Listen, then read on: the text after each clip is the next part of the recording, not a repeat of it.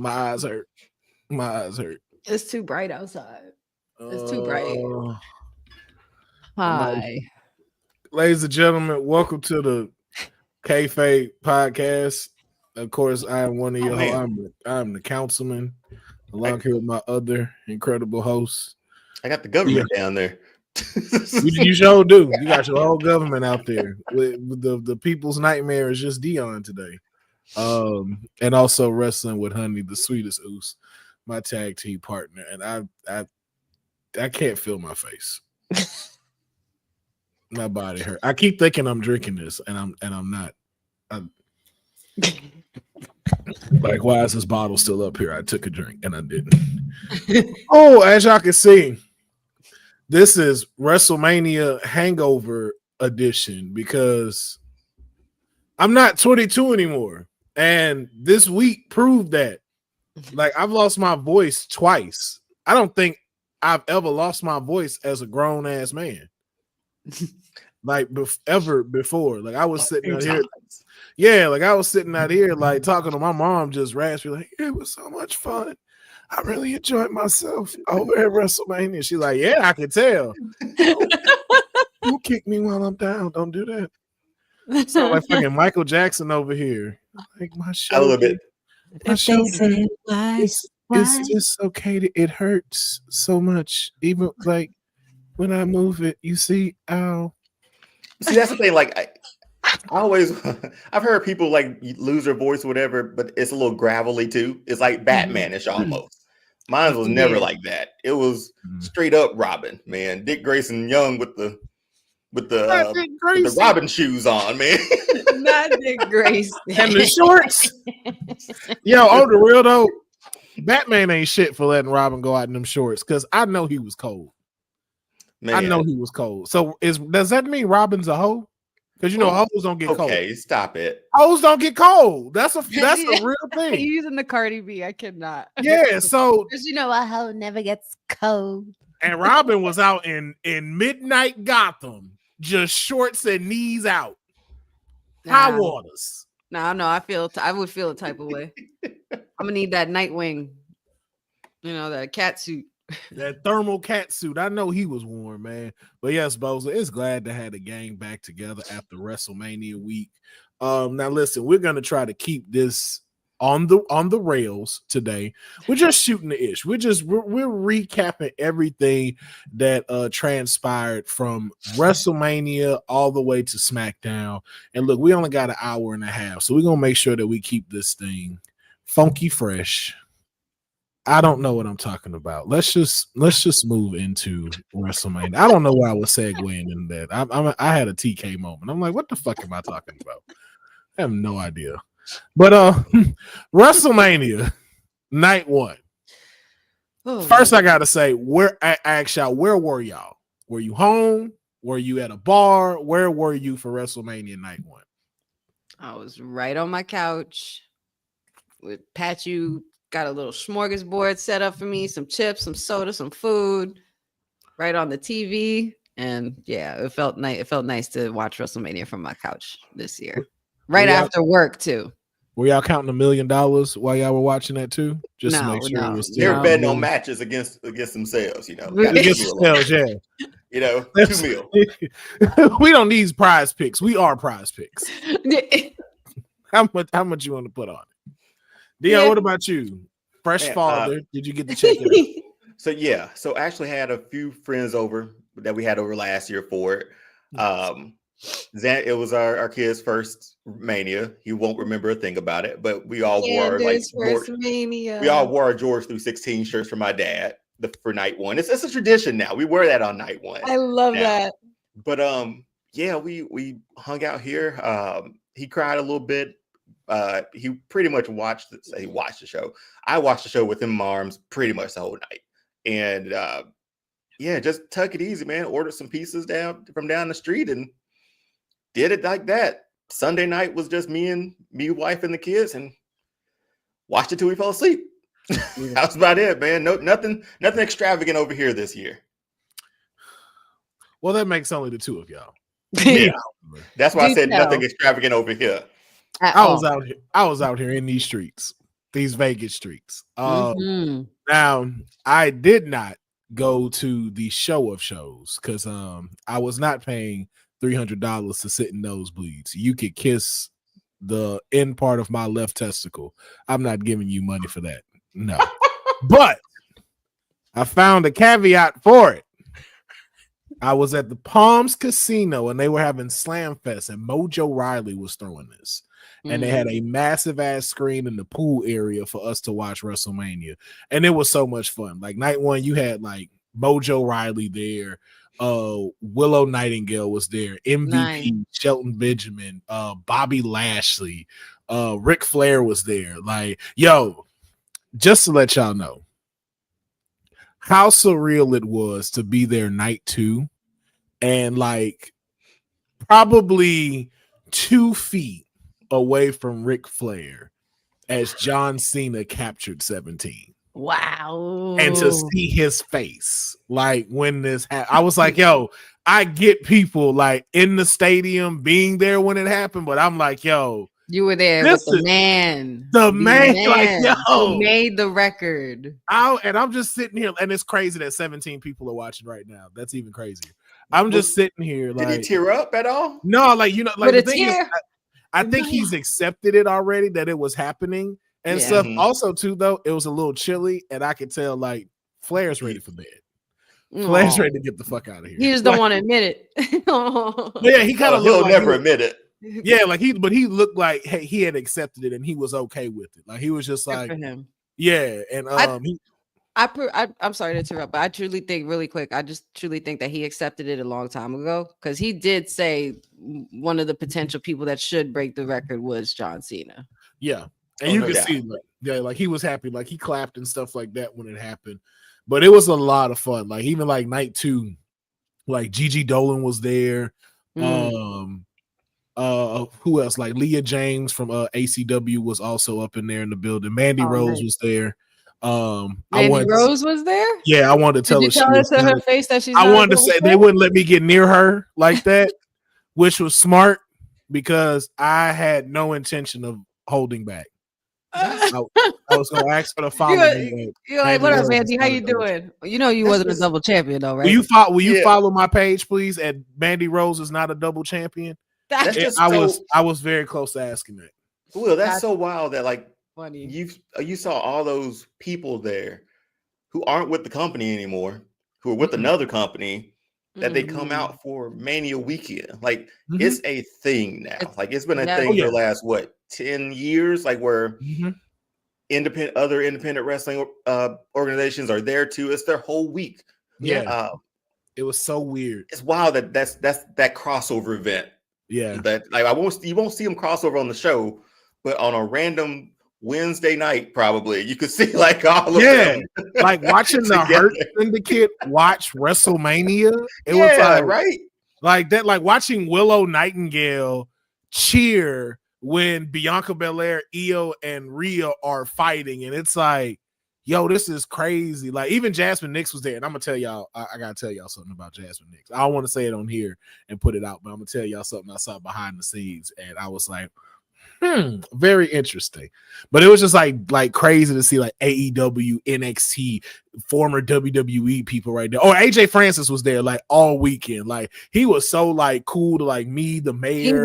He's a cool ass dude. He was so cool and was so much fun being there. But that's where I got to watch it. I was at the Palms, sun out, drinks out, lounging around, just enjoying the show, being with a community too of just watching folks like enjoy everything, telling a lot of drunk people to get the fuck out the way that just wanted to just come like stand in front of you. Like just imagine like I'm the screen and somebody just comes out of nowhere. No, hell no. No thanks. Oh, you're off. You turned yourself off. Yeah, because they knew what I was about to say. I was saying dirty shit just now. I was saying some real dirty stuff right now that it got us in trouble. But because I was upset, I was like, yo, I know you see this big semi truck parked right in front of this screen, and you just gonna come stand in front. That's it. Like I wish I had a water gun. I'd start. Excuse me, can you? Down in front. or the spray, or the one for the cats. You know, like Yeah. the spray bottle. Hey, Get out of here. Hey, get down from there. Get your ass down from there. Goddamn. But yeah, so this is how we're gonna break down because we got a lot to discuss. We got WrestleMania Night 1, Night 2, the Raw after Mania, the NXT aftermath, the Stand and Deliver, and then of course the SmackDown after Mania. And again, we got to get Honey out of here by 1:00 because she has to go to count her coins. You know, they're doing inventory in the vault, and that's very important on Sunday. Got to keep that McDuck money coming in, man. Exactly. They got to make sure the count is still there. So here's what we're going to do. We're going to breeze through a couple of these. I'm going to ask you just what you liked about it, what you didn't like about it, and grade it on a educational scale from A+ Okay. to F. And not that rounded shit like a 69 is a C now. We're not doing that. This is or half points. Yeah, this is 1997 grading. Okay. Where 70 through 79 is a C. 60 through 69 is a D. After that, you fucking failed. You dumbass. Now you got to come retake this test. Yeah. You know, for me, 70s were a D. Were they? You had a hard school. Yeah, 70s were a D. 80s were B's. And 90s were I want you to hear what you just said. You just skipped C. I want you to really hear what you just said. 70s were the 70s were D. Yeah, wait a minute. Okay.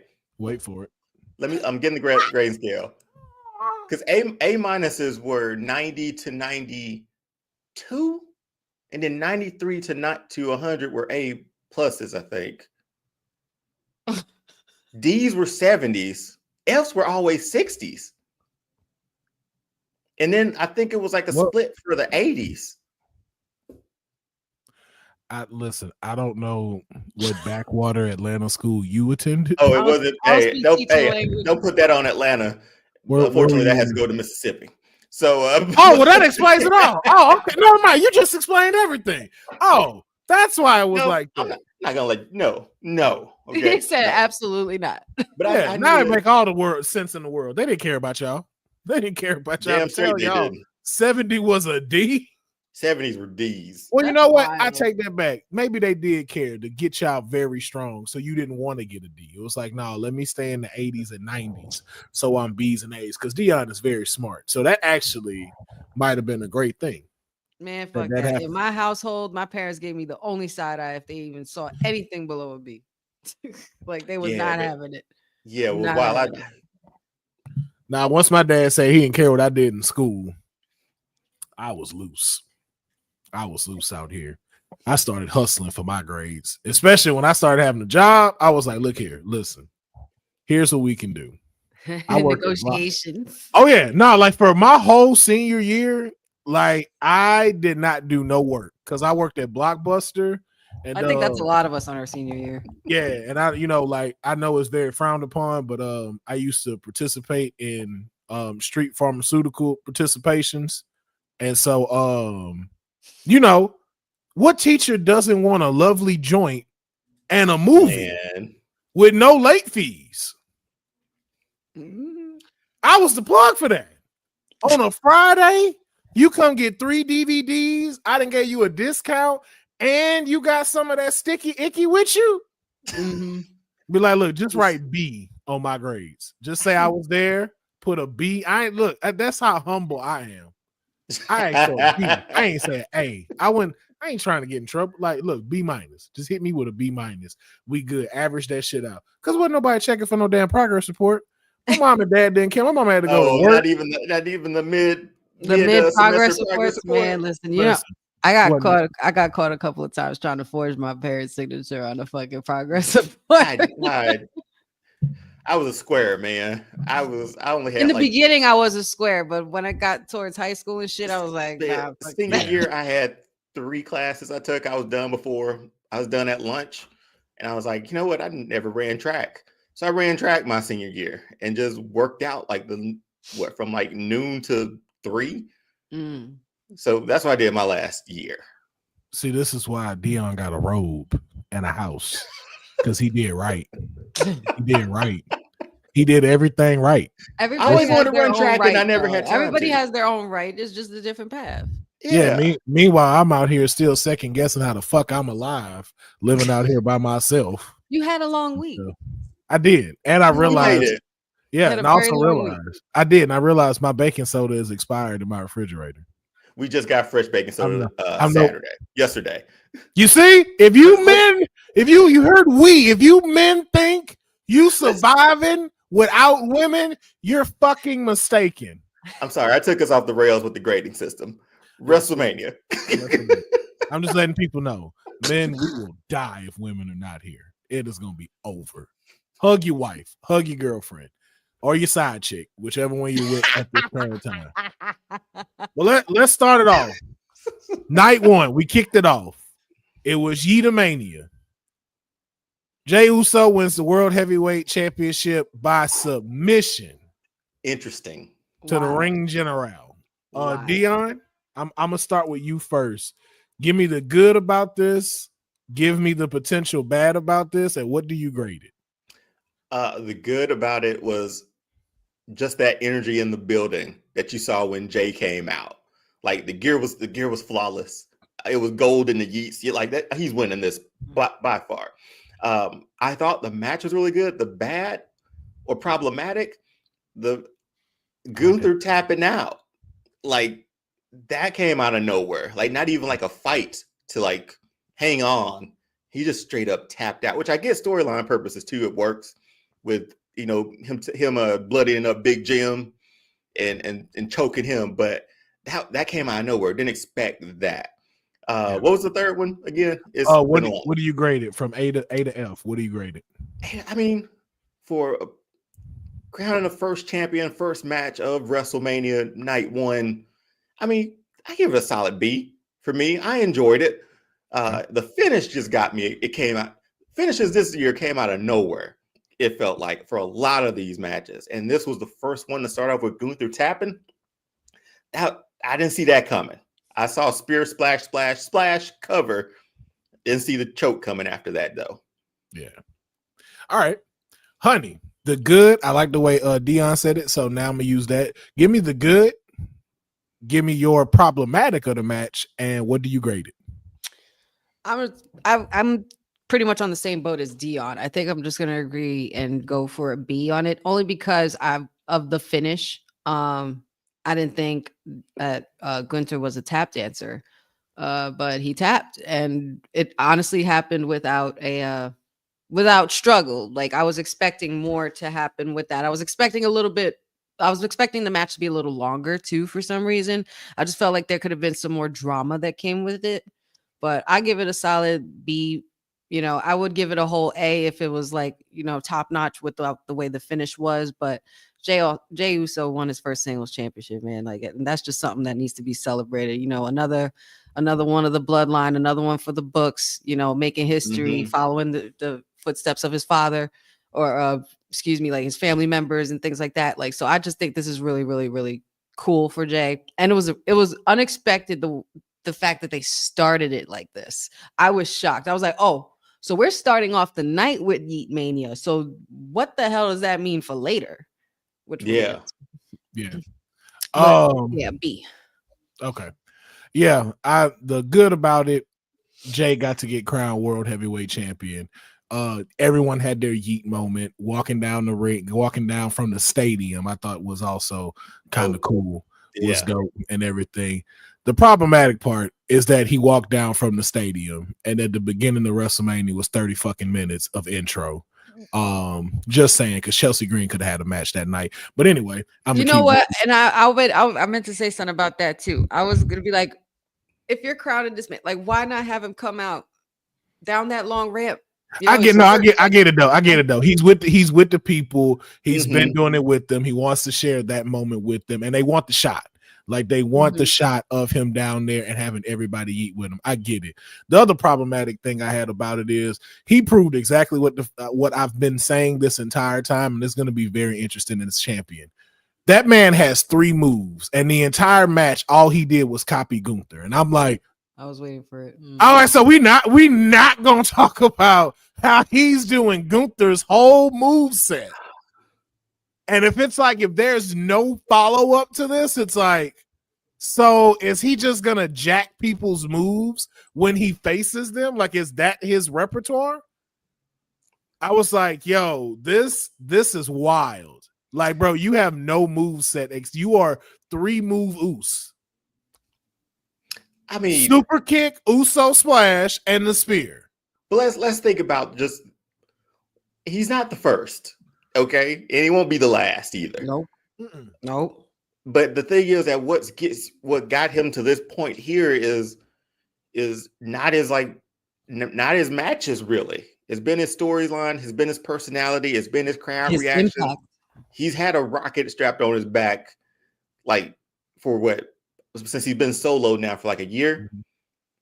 Yeah, it was a crowning of something. Yeah, it was an undeniable crowning, essentially. Like, we knew he was going to get to this point. We got him this point. Now let's see what he does with it. Like, not many technical wrestling savants have been champion. Well, they ain't got to be technical though, but it's like, I know a couple. You got to be able to put on. We're not going to go down that rabbit hole. We're not going to get on. Exactly. So that's what I'm saying. Like, get you out here at 1:00. But his stories, his storylines are going to carry him because it's been carrying him from the. But what happens? But what happens when you run into somebody where the story don't carry, and the ring capability of the match is going to be what's needed? Right. That's the thing I'm concerned about him running into, because let's say he goes up against a Braun Breaker again. Braun Breaker don't talk like that, so the match got to be fire. What's gonna happen? You gonna start stealing Braun Breaker's moves? You gonna do a Frankensteiner from the top rope? That's why it's just, again, I'm not blaming Jey Uso, but it's just like, yo, y'all really need to allow him to get his singles bag a little bit better as far as maneuvers go in the ring if we're finna see this man as champion for 2025, because this is the official like kickoff for TKO. Like, WrestleMania 40 was great because that was the end of the Vince era, but this is now we in full-fledged TKO mode. So that's just one of my concerns. But I'm like with y'all, I give it a solid B. It was a great way to kick off WrestleMania, especially night one, especially the way it ended. It was a great way to kick it off. Now, again, we're not going through all the matches. We kind of just going through the highlights of the big moments. The New Day. The new day. The new day. 13-time tag team champions. Now, Deonne, again, I'm going to start with you. Good, the problematic, and what do you grade the match? I had fun with this one. This one was fun. Like, the New Day's new persona is great. Like, the whole dark unicorn stuff is dope. The gear was like it. It's still New Day, but they're taking like dark comics now. Like, we had like the golden age of comics with them at the beginning. Yeah. Now we're like in the 90s where everything's just so grungy, Superman with long hair, that kind of stuff. This was fun.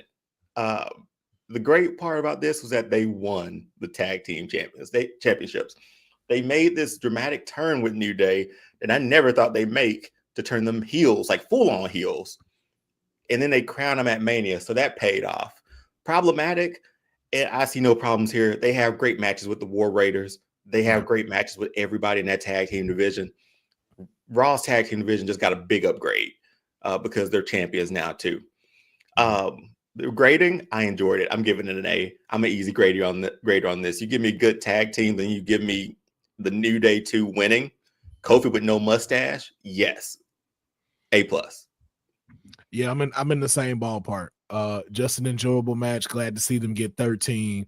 Like, I have no notes for this. Like, they checked off all the boxes you needed for a tag team, and I'm giving it A just because of the fact that they are now 13-time tag team champions. Keep winning. And to Deon's point, I think it just makes the roster for the tag team division even better, especially what we got after SmackDown this past Friday, which we will get into. But honey, your thoughts and what do you grade this? Definitely a plus plus, because anything that would have to do with the New Day, they can't go wrong, especially with this route that they're taking and the transition that they've made into becoming the heels that they are now.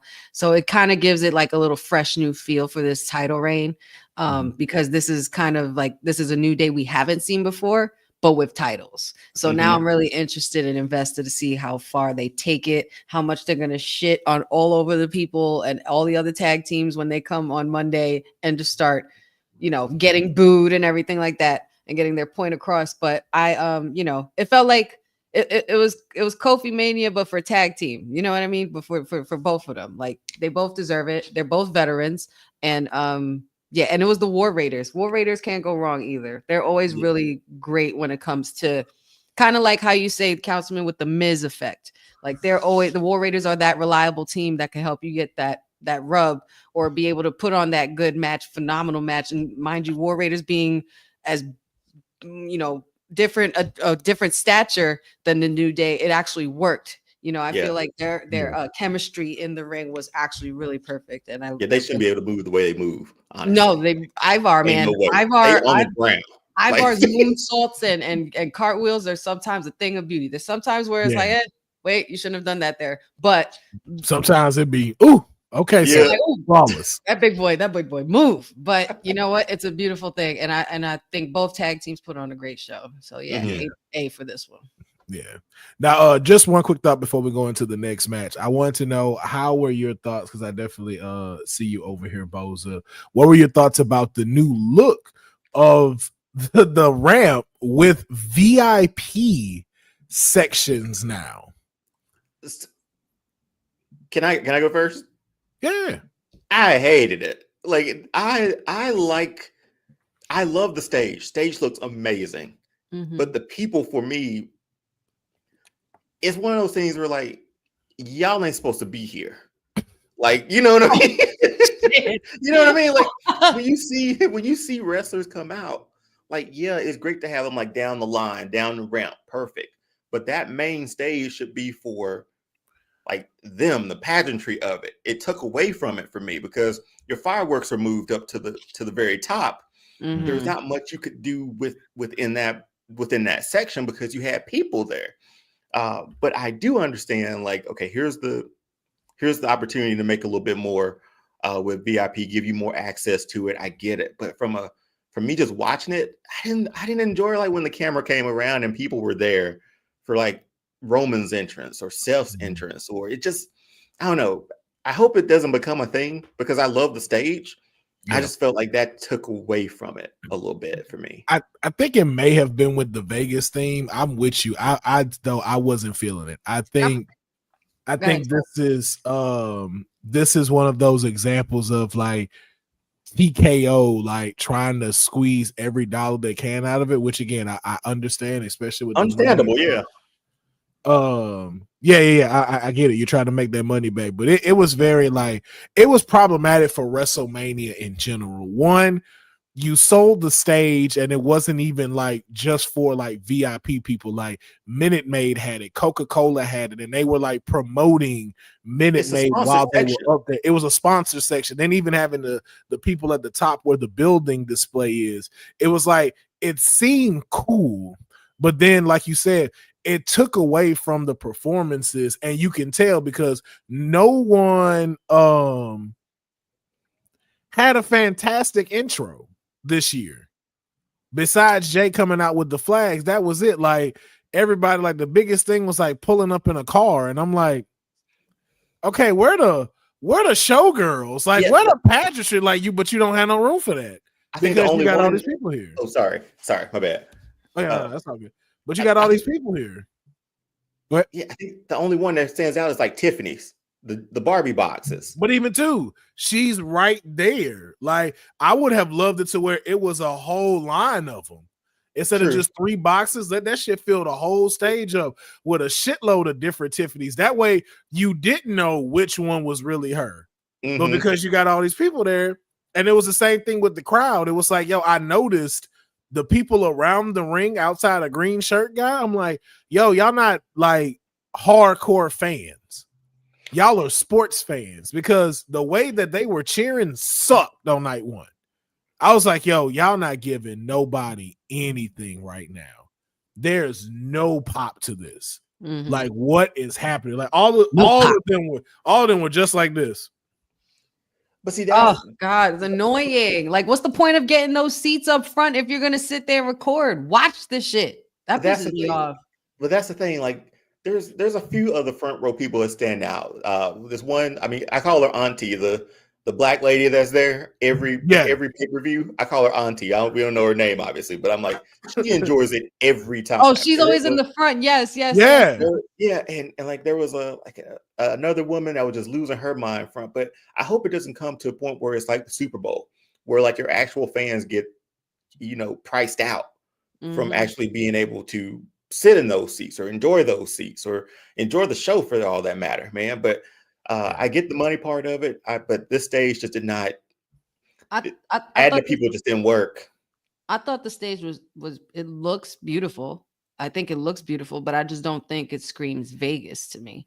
I felt like with the way they had like their pictures up when they put up like the graphics on social media, like with the cards or like the blackjack table, I felt like this stage set should have been a slot machine.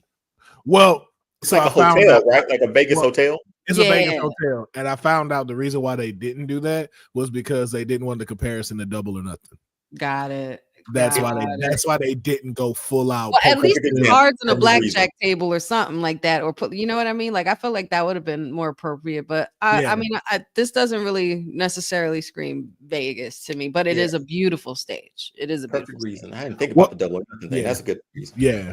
And I'm not to like, if you think, like, to be honest though, this is what most casinos look like now though in Vegas. From the outside. Yeah, like they're not like extravagant like the Excalibur or like Circus anymore. Like they're just starting to look like big major buildings. Yeah, and the inside of them is where it's like, oh, this looks dope.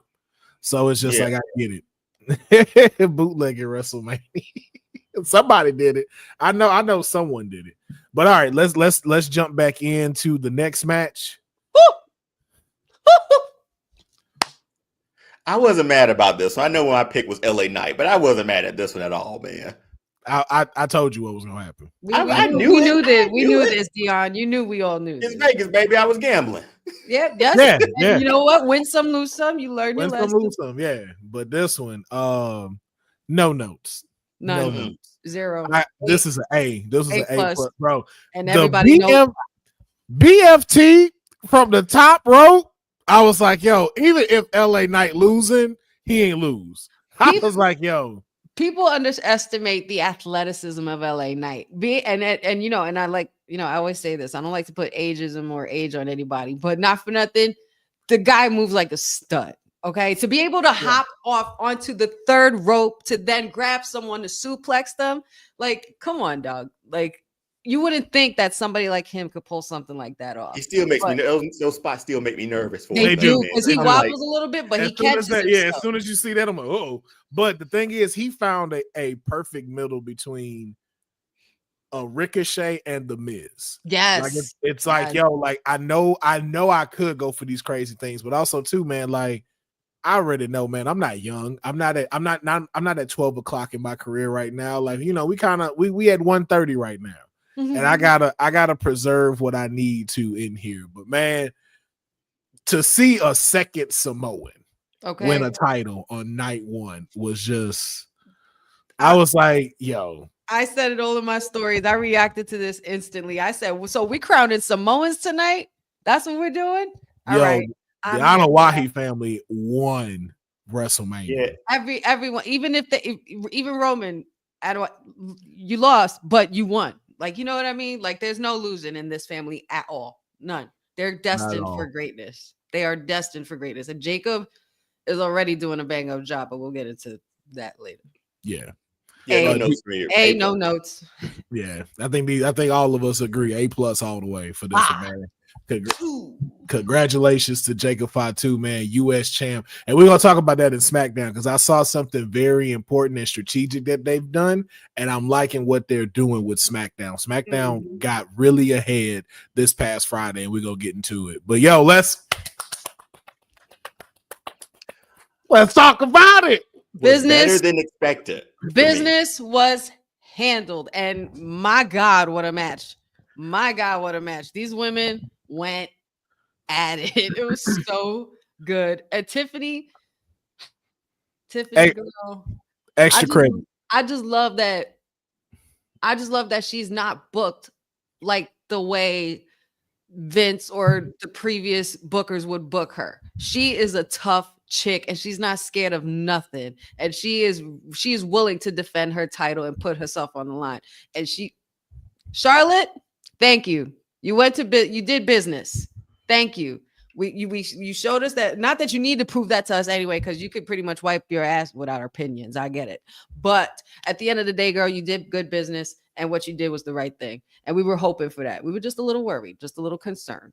So No, I'm not too. if you were working it, you did good, because you had us convinced that you were not going to go to business for Tiff. Yeah. No, I'm not too. She chipped that tooth. No, let's make sure that record show. Oh, that tooth got chipped. But luckily, according to her, she said her tooth was never messed up. She is. It's hard to not. That's what she said. That's what Tiff said. I saw it on Twitter. Like I saw somebody posted from Twitter or whatever. But no, I don't know. They fixed it right then and there. That's what that shit was. Because if you think about it, she had enough time for it to get put back on. Mm-hmm. Yeah, I ain't gonna go into full detail on live, but like we'll talk about it. But yes, that tooth got chipped. But it showed. I think it was a great display. I give this an A+, just because it put Tiffany in the stratosphere that they want her to be. As far as like, yo, not only is she pretty, not only is she girly, not only is she the buff Barbie, but she showed you like, I can get down, I'm willing to get down, and this is why they gave me that title. And I'm so glad that Charlotte Flair shut us all the fuck up and was like, no, I got this. And I'm happy about it. Me too. I'm so happy about it. Yeah. This was probably like match of the night for me that night, outside of like the triple threat. This was the one that I was like, wow, like y'all really did y'all thing on here. Mm-hmm. Yeah. What would you give it a grade for, Deonne? Oh, I mean, again, I enjoy Wrestlemania. This one was an A for me because it was a surprise A. It was like, hey, I didn't study, but somehow I made an A. Because I don't think we were, I'll say personally, this wasn't on my one that I was like looking forward to. I was there with you. I was worried. I was nervous. I was worried. Yeah. I was very concerned. So when we saw down and we like just, I guess, trusted the process, we saw what happened. And now we're coming out of this after a week after. We'll talk about SmackDown, but here comes Tiffany's run. Yeah. But I have a quick question. This is random. I don't want to go too crazy off of it. But when Tiffy and Becky fought for the title in NXT, who won that? Becky did. Becky, okay. Yeah, and then she won it back. She beat her too. Tiffany won it back. Yeah. She had no mercy. Yeah. Okay, so Tiffany has beaten 3 horsewomen. Got it. Just saying. Yep. Yes, she has. Yes, she has. Now on to the main event. Seth Rollins. Let's don't and say we did. How about that? No, we talking about this. This how I knew it was happening. When he came out with that blowtorch, I was like, yo, Seth Rollins is winning. Seth Rollins is winning this match. First of all, King Choi, you stress me out. He's the one of the geniuses behind Seth Rollins' many crazy looks, and I love them. I'm obsessed with them. The whole contrast of the storytelling with the black and white, black and flames burning shit down, and then you turn white and your shades are a crown of thorns. My guy. Speaking of which, shout out to Troy, because we met him. He's awesome. Really? He's awesome. And the mayor is great friends with him now. So much that he invited the mayor to come to his suite at WrestleMania. Now he thought the mayor was there already, and he had told him, like, yo, come up to the suite. Come on up. He's so cool, though. He is really down to earth. Yeah, he is so cool. Like, we met him at Big E's brunch. Well, technically, again, these are some things I have to talk to y'all. That's why I saw him at it last year. It felt they had another Big one. Brunch was fun though, right? Yeah, it wasn't the official Big E brunch this year. But again, I'll get into those details off air. But he was there and we got to meet him. And like we said, like he's a real cool and humble, chill guy. But I just want to know from y'all. Are you happy with the results of this match and how it ended? Yes or no? Deonne, I'll start with you. Yes. Yeah, do that. 100 times yes. This, we all had this inkling that, okay, he might go, like, they might join up. But the way they put it together was so masterful. Like, Paul coming down happy with CM Punk. Roman looking to pass the Ulafala to somebody, and nobody is beside him. Not his wise man, not his bloodline, nobody. Nope. So you kind of was wild. Like, you kind of felt bad for him, but like, Roman, you've been an asshole, please pardon the language, for a while. So you kind of deserve this, man. But then, but then throughout the match, you see like one of the best triple threats I've seen, especially for a WrestleMania level type of triple threat too. So good. The ending was perfect. We got the chair. Who's he gonna pass it to?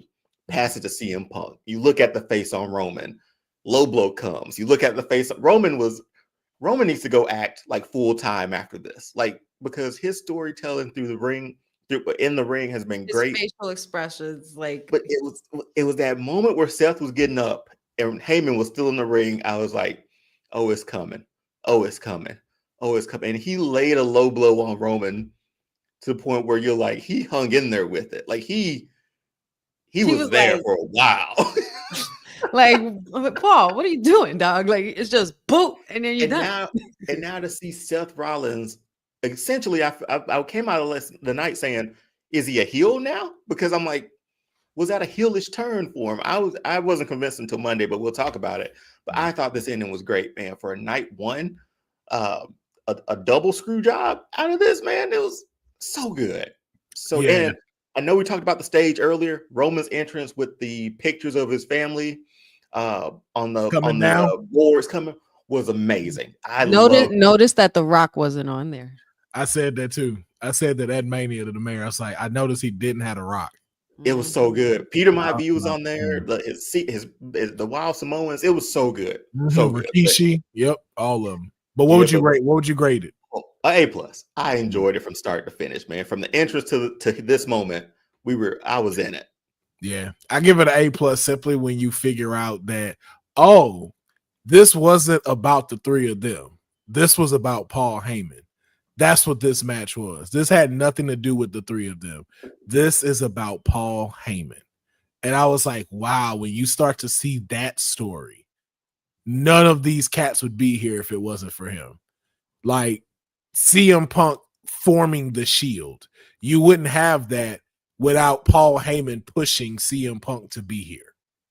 None of this would be capable of him. And then just to see like, yo, this is your story, to see like what they've done to you. Because again, if you think about it, in Paul Heyman's eyes, CM Punk abandoned me for 9 years. Yeah. Like he left.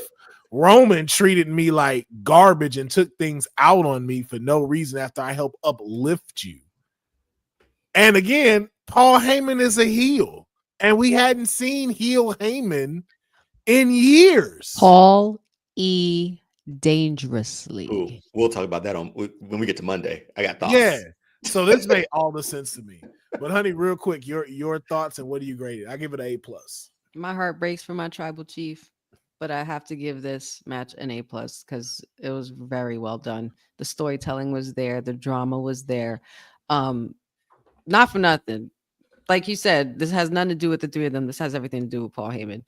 And people have said it numerous times. Even Michael Cole just said it on the Pat McAfee show. Boss Lady has said it numerous times on WWT Live when talking about Paul Heyman's performances since being a part of this bloodline. Damn it. Give this man some kind of an award or TV award or act like something. He definitely needed something. He should get, you know what? Just give him all the awards, all the categories, everything. Okay. Write, produce, act, all of it. Because Paul Heyman is literally wrestling royalty. Like he must be protected at all costs. He is the gatekeeper to a lot of shit that has gone down in this business since he was 15 years old. And this man is still doing it. Still doing it. Look at him right there with Seth Rollins. The drama of him being able to being pissed off and holding so much resentment towards Roman with that low blow, but then, you know, crying while doing it to CM Punk. It's like he was completely conflicted with all these emotions. And you know what? He's finally found some relief and he's found a savior in Seth Rollins. So for all of that, simply for storytelling purposes, I have to give this shit an A. And it was a great way to end the night. It was something that we definitely had inklings about. And I'm really, really worried about my tribal chief. He's going to snap. Now, Boza, this is what I gotta agree. I And got CM Punk, screw you, because you shouldn't have been flaunting Heyman around like that, because that's what you get. I gotta disagree with you on this, Boza. You got to remember though, bro. Like Paul Heyman is the architect that built these things. You wouldn't have a tribal chief without Paul Heyman. You wouldn't have the voice of the voices without Paul Heyman. Hell, you wouldn't have Stone Cold Steve Austin. It just didn't hit the same. Mm-hmm. Take him out of the timeline, and it's weird. If anybody deserves a story centered around them, that's a manager, it is Paul Heyman. And that's why this triple threat happened. Now, did I originally agree with it? Did I still think it was a sort of weak feud? Yes. But when you see who it was about, it was like, oh, all of this makes sense now. And I'm not mad at it. But we have 50 minutes until we have to get Honey out here. So we still got 4 shows to go. Good grief. Let's run through it. We can do it. We're gonna run three more. EO, no, we still got night 2. Oh, still got night 2, Raw, NXT, and SmackDown. EO Sky put on one hell of a performance. First Japanese woman to win at WrestleMania and hold her title against Bianca Belair and Rhea Ripley. I'm gonna rip the band-aid off first. Y'all ain't shit for booing Bianca Belair. Yeah, why y'all doing that? So here's the thing. And I'm finna say this out loud, and I don't really care what it does. And I do apologize to my host because I'm not finna go in, but I'm gonna say it simply like this. In triple threats, you need an antagonist. I'm not gonna say villain. I'm gonna say an antagonist in this story. Seth Rollins was the antagonist in this story for the triple threat match between CM Punk and Roman. When you get to here, you have 3 people who you do cheer for. I said the only thing that I did not like about this is you're booing Bianca because she's finally being herself and not acting black. She's just being a black woman. So she's not apologetic for, and she's confident. Instead of y'all going, oh, she's being cocky now. No, she's being confident. She, first of all, she's always been confident. I don't know where no. She's been confident, but she's had to be pageant confident. She's had to be very strategic with what she says. She has to present herself. She's had to be Wayne Brady. She's had to play Wayne Brady majority of her career when it came to this, and she was a face. Now, because she just gets to be her, there's certain little things of just like, oh, I don't like that you responded to her like this. I don't like that that's how you're responding to EO. You're acting like, we don't like that now. And not for nothing, those are people who didn't watch her from the beginning. Those are people who didn't watch her work. Go to NXT Black and Gold when the EST arrived, and you let me know how it was and if she's changed or what. That's like, get out of here. She's always. But that's why we have those issues like we've talked about when it comes to black wrestlers. You know how to create a black character. You have no idea what it's like to be a black person in this world and to be able to do it to where it doesn't lead to it being problematic for your dollar. So instead, you go and let Rhea get cheered for, which again showed her white privilege with the simple fact of, didn't you lose? Didn't you also get a rematch where we're not doing rematches no more in this era? And then you get a third time, and then when we get to just inserted yourself in the match, you just write your name on the contract and you're in it. So it's very amusing when you get to see that it's like, yo, I like that you get to be yourself, Bianca. Be yourself, and we're seeing what happens. But if you notice about it, you notice how every one of the now people who are acting themselves and not acting black, you notice all of them are heels now, or in a heelish type of way. The only one that isn't is Jade, and Jade might get switched over real quick if she starts when she go out to Tiffy.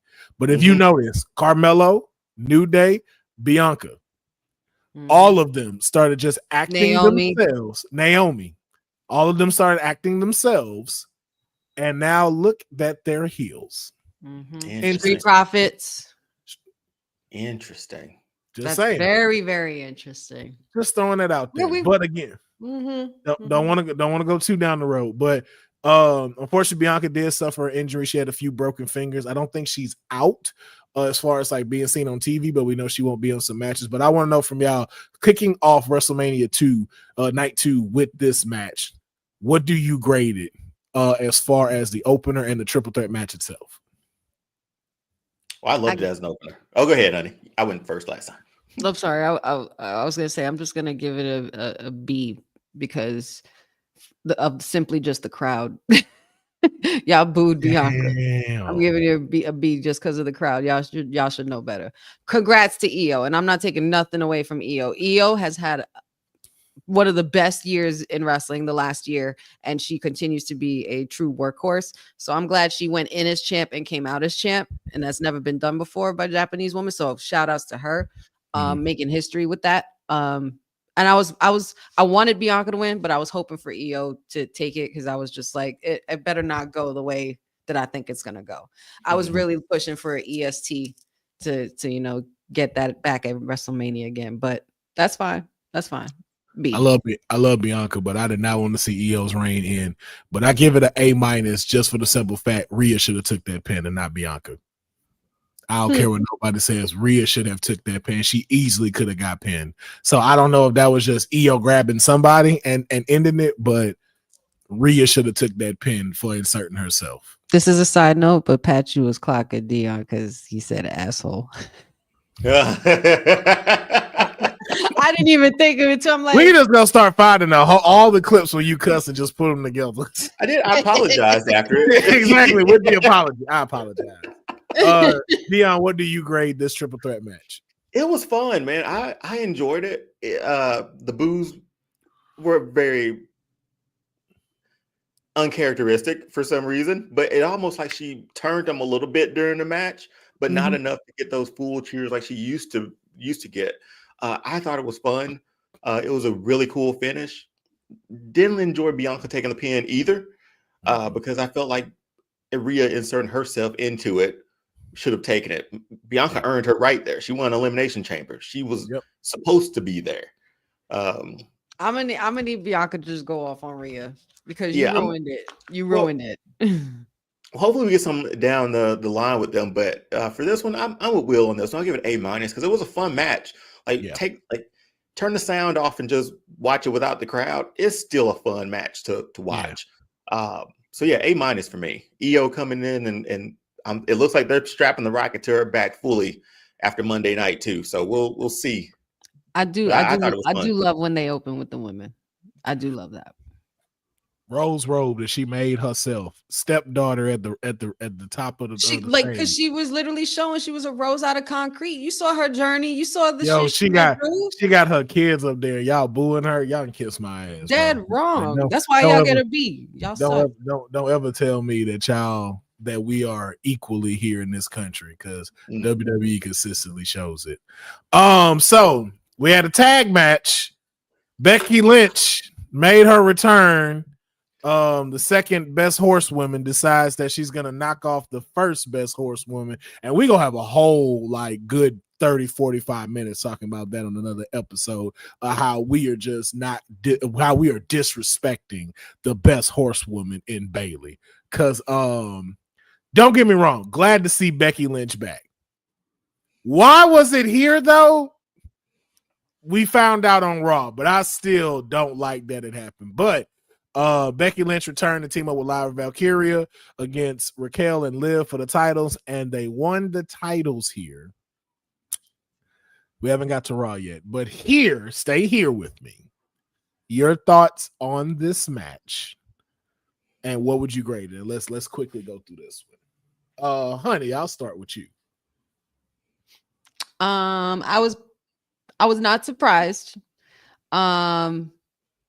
This is something Lyra needed because nobody was really invested, and the crowd isn't really clicking with her. I'm not sure how far that's going to go due to the results of Raw, but we're going to stay here. Cool to have the man back. Not sure if I wanted her back in this capacity though. Not sure if I wanted this for her, but okay. What would you grade it?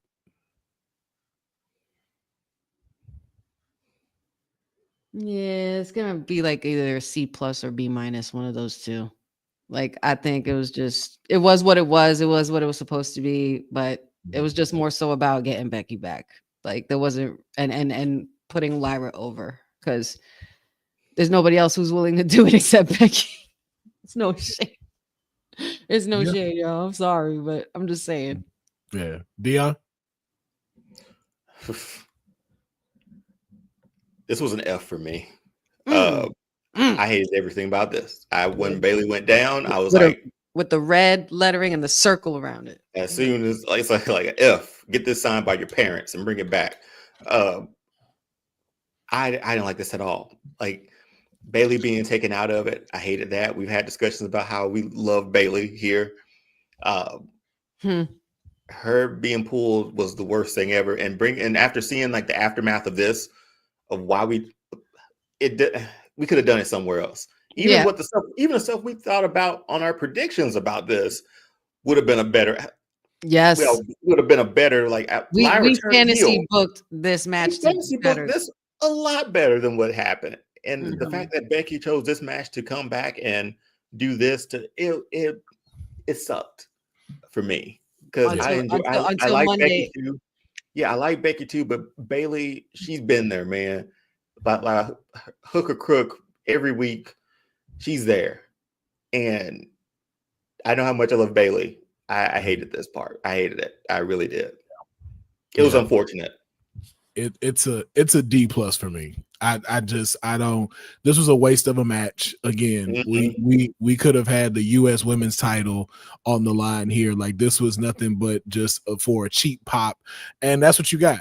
Like, one, I don't think Lyra should have been in this match. I don't think she needed to be going for Lyra 2 belts. Because she needed to know how to run her own reign that she has already. Like, I don't think none of it was necessary. I don't think it was necessary to take the titles off of Liv here and give them a WrestleMania loss just so you can have Becky and the Bird Lady standing tall. Like, she should have either been defending her title or nothing at all.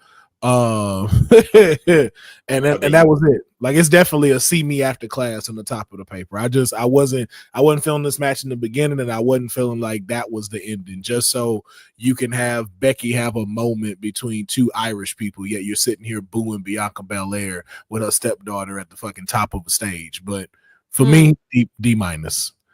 But this is definitely not a D-. A++, extra credit, man. If we do give this a D+, it's D stands for D for dirty. We're giving it a D for dirty. The dirty era has begun. Yo, and this is what this whole night made everything John Cena said about us so fucking true. Oh, we so fickle. We're so fickle. Watching that whole crowd change for Dominic. I was like, is it me? I was like, because we know we like Dom. I was like, I told Pachu, I told my father, because my father can't stand this kid, right? Like, he gets real sensitive about the whole deadbeat dad shit. Like, dads, right? So I'm trying to explain it. I'm like, Dad, he's not. You really think he hates his father? Like, you really think that's what's happening? No, he's just really good at digging at it. And because he's family, it makes it better. This guy, I said to everybody, and I said to everybody, even in the chat or even on my watch logs, this man, just when you thought you hate him, you're going to freaking love him. And you're going to give him that Eddie Guerrero love. And now look, we are in the dirty era. That's Dominic your Guerrero dude wipes, right, okay? Your dude wipes. That is Dominic Guerrero moving forward. I will no longer claim him as a Mysterio, because we are in scumbag city right now. Okay? And it's free chicken tendies for everybody, man. No wipes. No. This made me so happy, man. Like, this made me so happy to see and this. The cheering and the dirty Dom, dirty Dom. I was like, look at this crowd. Just look at this crowd. Think about it. WrestleMania 38, he was in a tag team match with Ray, Logan Paul, and The Miz. Okay, fine. And he was completely different kid then. He was completely different then. He's just Rey Mysterio's kid at that point. Yes. Fast forward to last week. He's Eddie's son. And he's holding a title with Eddie's hair and the nastiest mustache you've probably seen. And we love him for it. Love like it. Seeing him build this character from that point to turning heel to now Dirty Dom match the night for me, man. And I see, love who says ex-cons can't make it in life? Look at this, man. He a champion. Ex-con is a champion. To Dirty Dom champion, okay? My man's ran back down the ramp while Finn was there. Fuck out my way. I'm the champ. I'm the champ. Do you think they told him to go back? Do you think they told him to go back to the ring? Had to because I think they did. I'm like, I think they did. They're like, Dom, you need to run back in there, get your moment, lift up the title. We need the shot. I don't think nobody was expecting that. Like everybody, like he stayed in heel fashion, like, yo, let me sneak up out of here because I won. But he did not. I don't think even he expected like the crowd to like get behind him like that. And it was just that right there. I was like, that is a WrestleMania moment right there. That is a highlight of the night for me, man. Like A++, but D for dirty. Yep. Hell of a good match, dude. Hell of a good match.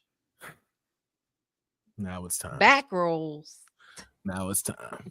The main event. The last time is now. The last time is now. John Cena takes on Cody Rhodes and has solidified himself as the greatest of all time. With 17 championships. Yes, HD. 70s stash indeed. I'm gonna save Deonne for last, and I'm gonna go first because I want to throw this out here. I'm giving this a C minus. No, fuck that. I'm giving it a D. I'm giving it a D because Cody Rhodes deserved better. Cody Rhodes deserved a way better match than this. Again, I'm so glad John got 17, but Cody deserved to lose that title way better than he did. And you know what? I will bump it up. I'm gonna bump it up. I'm not gonna give it a D. I'm gonna bump it up to a C because I went back and watched it on Peacock. He did what he needed to do because he certainly showed himself as Super Cody. Because taking avalanche attitude adjustment, taking 2 or 3 more, and still kicking out. But all around, that match sucked. And to watch Travis Scott come down a ramp for 8 minutes just to take a crossroads, no final boss. And just watching John Cena laugh, I'm like, I get you're trying to ruin wrestling. You didn't ruin it. It just made us angry. That's the point. That's what he meant. No, not even in a way of like, I don't want to talk about this match ever again. Like, you sullied your 17th championship with this. Because now I have to see Travis Scott with you the entire time. And the only thing I can even say is y'all better make this Travis Scott thing pay off. Like, I know Honey's not going to want to hear this.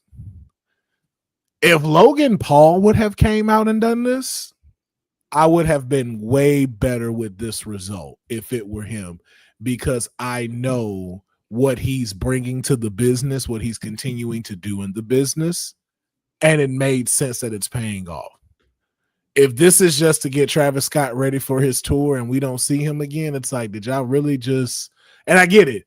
WrestleMania is known for celebrities. This wasn't it. Cody deserved way better than that.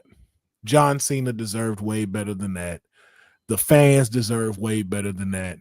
Peacock deserved way better than that.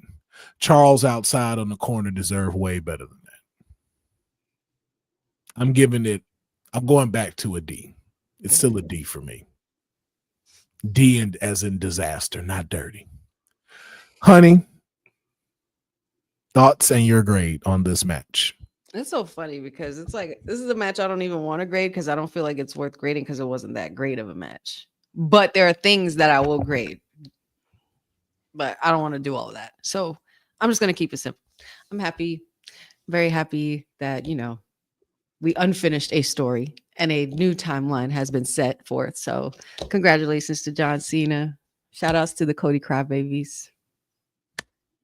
I have no words, but Travis Scott, stay your ass away from the ring, please. Just stay your ass away from the ring. And I'm not defending Dwayne. I don't give a shit about Dwayne. If he didn't show up, he didn't show up. That's not my problem here or there. He should have. Because I could have done without Travis Scott, and I get it. But I was just really excited about Cody losing the title and John Cena becoming 17-time champion. And great to know that we are amazing fantasy bookers, Councilman. But D. Yes, we are. All right, Deonne. D for Deonne. I'll give it a D for Deonne. Don't you have like to go to work? Like, can you leave now?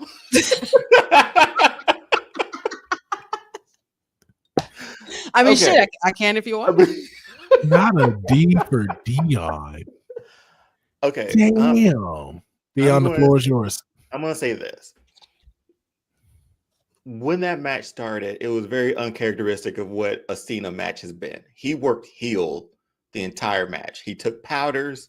It was slow. It was nothing. A few high impact stuff. The AA off the top, all that stuff, and Cody kicking out. But obviously, we're going to critique the Travis Scott ending. Did not need to happen. It could have been something else. The Rock not being there made no sense at all either. But I really don't care what he really has to say anymore at this point. The finish, it was one of those shocking sort of finishes, right? It was like if Cena would have done all his moves. Well, if Cena would have done all his moves and got like a pop, like a Dirty Dom pop, it wouldn't have felt right. He doesn't want that anymore. Like his character is showing he didn't want that. So when that 3 came down after a low blow and hit with the belt, it legitimately finished and sucked all the air out of the building, out of the stadium. But it was quiet. It was done. It was like, wait, we just saw this. On that level, I get it. For grade, I mean, I agree with Will. Cody deserved a bit better, man. A year run with the title and we lose it like that. It fell a little flat. And not for nothing, I'll just say I'll give it a D too. I'll put my name on it. I'll give it a D. I'll give it a D. And not for nothing. If y'all call that Travis Scott crossroads, that shitty ass crossroads, a receipt, you are sadly mistaken. Well, I need Cody to bop him one right upside the ear, the same way he freaking did to him. Yeah, because it's just that was just totally like that was stupid. Probably one of the stupidest crossroads I've ever seen. There's no shade to Cody. I just do feel like the ending was supposed to feel that way, though. It wasn't supposed to be like a joyous 17. No, because they wanted everybody. What they're really doing with this is what I got from the ending, at least anyway, was that they're trying to remind us that this is not the same Cena. So he's not going to win the same old times and the same old ways he used to. And give you that pop. He's going to do things the heel way. He's going to tap it. He's going to ruin wrestling. Yeah. Unapologetically ruin wrestling. So yeah. And then a D for me, man. And then we saw how Monday went. Yeah, I agree with Fernando, man. It should have been a lot more special. This gave me Backlash ending or Money in the Bank ending, not WrestleMania ending. Do you take into his heel character? Do you give it any? Do you give 17 any credence then? Because he is a heel. He's trying something new that he wanted for the first time in a heelish way. And unseen. I love it. Yeah. No, I like that. I like the heel aspect because he was doing what he needed to do as a heel. Like match-wise, the match was not bad, but it was just like from what everything we're getting on and stuff. Good morning to you too, Denise. Thank you for joining us.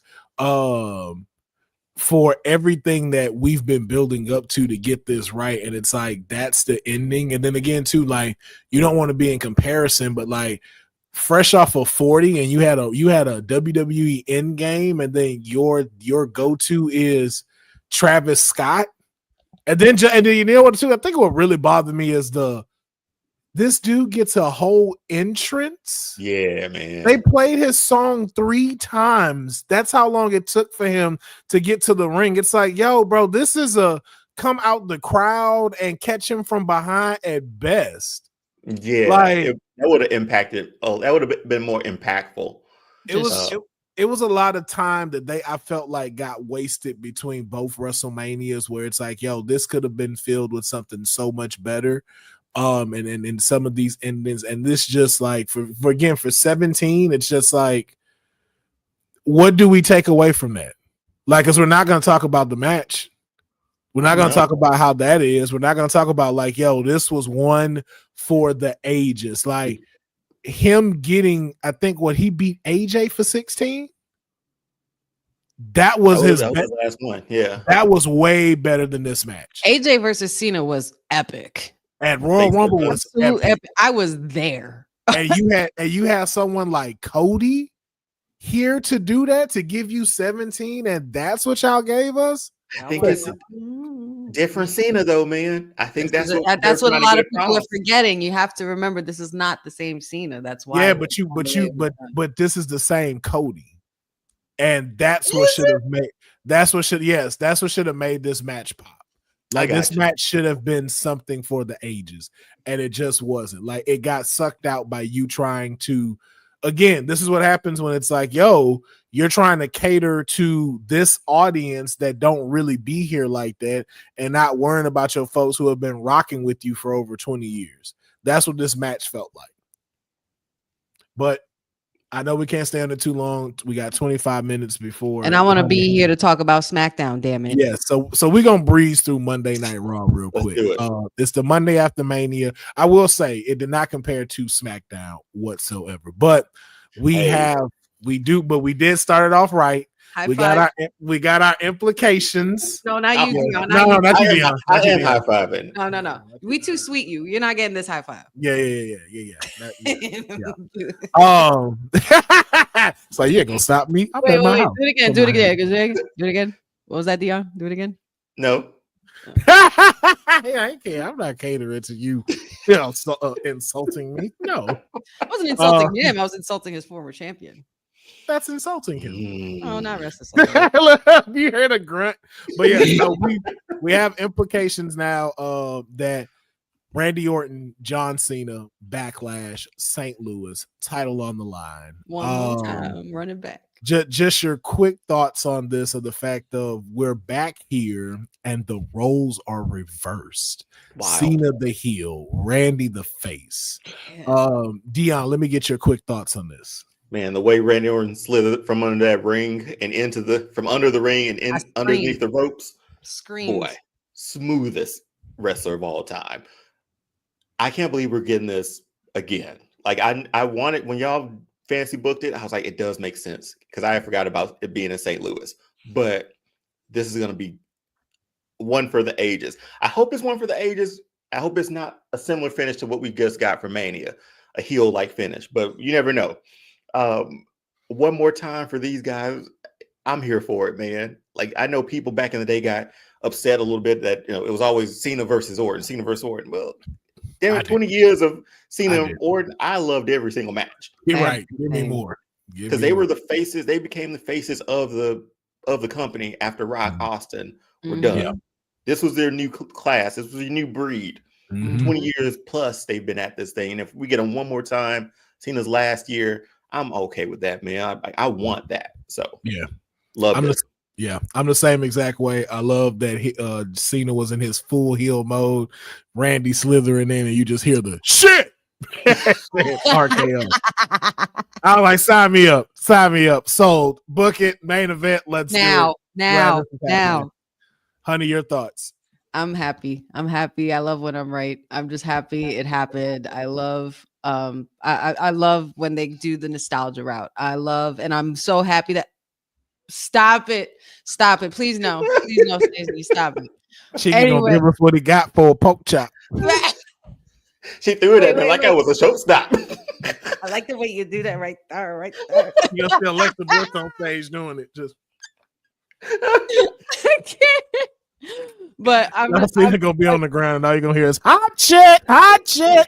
Ooh. Oh my God, it's Nelly. Nelly's here.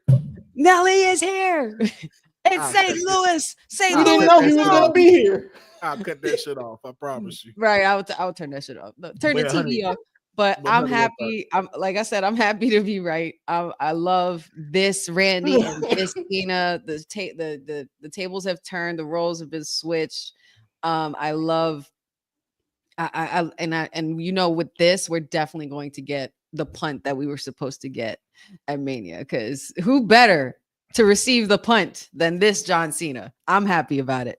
Do I think he's gonna win? Not necessarily, because you know how they do with them hometown heroes. Yeah. The punt is So what I'm just saying, but this is gonna be good, especially the lead up and the build up to it. We're not too far away from Backlash anyway, so this is gonna be really, really fun. Yeah. What if the pun is what like make Cena like leave for a while, that we don't see him anymore?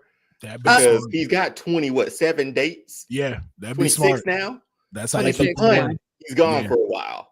That's how you keep him away for a little bit. I would not be mad at that. So. And he's been laid out every time, every week. He's been laid out. Just that's good heel fashion though. That's heel fashion for Cena. I like it. Laid out, and not even like Roman laid out. Like Roman got kicked and knocked out like Peter Griffin last week. Like, you know, we're not gonna talk about that. We're not gonna talk about that. We disrespecting my tribal chief out here, but Cena just. I think he took note from Cody. Whoa, you know, man, he just laid out. So like next match, because she's just the daggers, sir. The daggers. Rematch for the women's tag team titles. Becky Lynch, Lyra, 2 belts, took on Raquel Rodriguez and Liv. And Liv and Raquel made history, becoming 4-time WWE Women's Tag Team Champions. And this was the aftermath. Becky Lynch putting them paws on the bird lady. Yeah. Now, just your quick thoughts. What does this do for Lyra, and what does this do for the Women's Intercontinental Championship? Honey, let's start with you. This should definitely show Lyra that you can't trust your heroes all the time. You know, she bigged you up in NXT, but now you're on her territory now. You're in the big time. You're in the big leagues. So time to you know, wake and bake and get your wings together, because the man is coming around, and she's come back around. So I mean, I didn't like the previous night between them, but considering that this was the result of that, it made sense. Overall, congratulations to Liv and Raquel as well. Shout outs to Jersey. I see you, Liv, girl. I see you. 4-time tag team champions, but then also this was to usher in getting Lyra a worthy opponent so we can finally become invested in her. So I thought it was cool. Well, Lyra has the win over Becky last, right? She does. Yes. Because she took the title. So I felt like we could have gotten here in a different way. But hey, one night.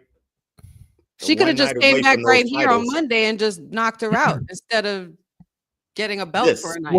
Well, no, I get it. I get what they're going for now. I get what they're doing. I still don't think it should have been at Becky's. At Bayley's expense. Definitely at Bayley's expense. But I get it now, because as y'all said, now this gives Lyra a chance to really show herself, like to really get a chance to step up. So. Yeah, from promo work, being able to talk this now, because it's a little more personal. So we get to see her hopefully a little bit on the mic as they work this. Yeah, and then with Becky, her dark side. Yeah, and then Becky being able to go for the title and stuff now, especially, and then getting her away from the Women's World Championship, being able to help shape up that division and get some more definitive people. So whether it's Lyra coming out on top as a better champion, like we saw with Tiffy, or if it's Becky Lynch having to take the titles, kind of like how we saw the New Day with the tag teams and being that totem pole for the people that's in that division. Right. I like that we're getting it, but I do agree with Deonne. I just don't like how we got there. But this right here, did not expect this. Baby, I was thinking of y'all when I saw this shit. I was like, hold up. Now this right here, like, again, I get the what happened at the main event, but right here, I know Cynthia was losing her shit. Yo, the fact that they got it too, like they went for a while too. I feel they went for a minute. They had a whole match, a whole segment, and it delivered. Yo, I have never seen the fire that they have put behind Stephanie Vaquer and how she has just like not let anyone down. It's like, yo, she is still only like, yo, dude. I was like, I don't think people realize this girl wrestled back to back. Yeah, like she wrestled Saturday. I think she did something at World Sunday. She wrestled Monday and defended her title Tuesday. Cinema. This woman is incredible. The match was incredible. And then of course, and then to have my other little NXT babies, my little babies came out there, man. I was happy. Julia, I was happy for y'all. Man, I was like, oh, look at them, man. They out here. I was like, do we got a little starting trouble with Julia and Roxanne going? I'm liking what I'm seeing. Then it all got ruined when Rhea came out. It just all got ruined. So I'm like, basically, Roxanne and Julia had the look on their face when mom says to defrost the meat and you forgot to do it, and she's already walking in the door. But why is she here? I know, Julia, I know. I hate that the crowd was chanting like "you effed up" or something like that, what they were saying, and I'm like, do we not know who Julia is? Like, well, not. It's the thing that we've talked about before, bro. Like. WWE, it's not Julia's fault. WWE has not built that bridge over there to Japan, and then Japan has not built that bridge to start understanding how American wrestling works. Io is the perfect example of someone who has found that pocket of being able to be there and stay relevant. She's not falling off like Asuka. She's not falling off like Shinsuke, and she's had her moments where that could have done that. And Io is on fire right now. But for some reason, like Julia doesn't promote on socials. They don't have it to where they make like big stories about her overseas or where they have her come do press runs over there and stuff like that. Unlike Stephanie Vakura, like even pairing her with the Triple A acquisition. She's not from Mexico. She's from Chile. Yeah. But she's Latino, and they're going to embrace that. And you best believe she'll be a part of Worlds Collide in June, along with Money in the Bank. Oh wow! But they've been utilizing her, and it has been working. She's been everywhere. That's why I was just like, I get why they're trying to say it to Julia, but it's like, yo, that has nothing to do with Julia. That's not Julia's fault. We just need to find a better bridge. Well, not find a better bridge. Continue to build that bridge on Japanese wrestlers being able to be prepared to move into American style wrestling, and then also to us being able to have a better media outlet when it comes to Japan. Because if we can do it for anime, why wouldn't wrestling be one of the things that we can strengthen as far as that concern? But we got to see them two have an incredible match. Of course, we didn't get a finish because of the interference. And of course, the next implication for Io's title is fucking Rhea Ripley again. I'm just like, yo, like, do y'all tell her go out, or does she just walk out there? Like, what we doing?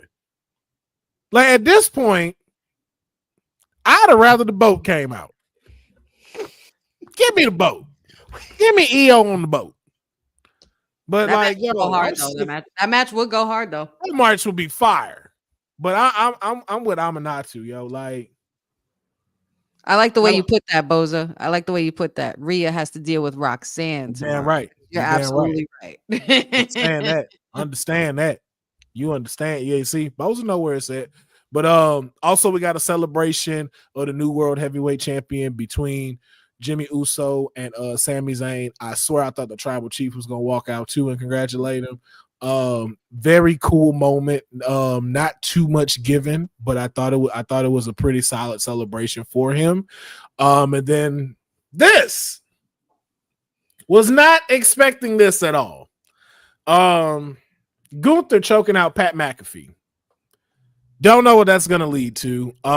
Quick thoughts on any of this. A match with Gunther? That's what seems like it's gonna not only that, but even to Michael Cole's point and getting on his soapbox. Like, how do y'all feel about now commentary once again blending into in-ring performance? Like, are y'all here for what we just saw, or is this a little beneath Gunther after a title loss? This might just be him snapping. Like, I hope there's nothing more to this. I know McAfee's supposed to talk on Monday, but there should be nothing else more to this. This is just Gunther just terrorizing everybody in the company, all the officials in the company. This is Gunther unraveling. Yeah. Because he's had two big moments taken away from him in the biggest stage of the night, and he was embarrassed. So shout outs to Pat McAfee though for jumping in for Michael Cole, because he wasn't taking that shit. So shout outs to Pat for that. But not sure what this is leading to. I am interested to see what else this does lead to. Gunther is all a rage right now. Mm-hmm. Yeah, that's right. Amanado-san he's been suspended indefinitely and fined. So not sure what else they're gonna do about that. But I think Gunther should just be unstoppable from here on out. Like he should just completely continue to terrorize the place. I'm here for 3 more weeks of watching Pat McAfee get choked out. It never gets old for me. Choke the shit out of him. Like I face went red. Now I applauded. I like, yo, give me 3 more weeks of this out of nowhere too. Let him be in the crowd just mid talking and just. Yeah, he'll be gone in about 4 months now, right? For college football. So yeah, so I think that's another way they're trying to exit him out too. And then of course, he's back. He's back.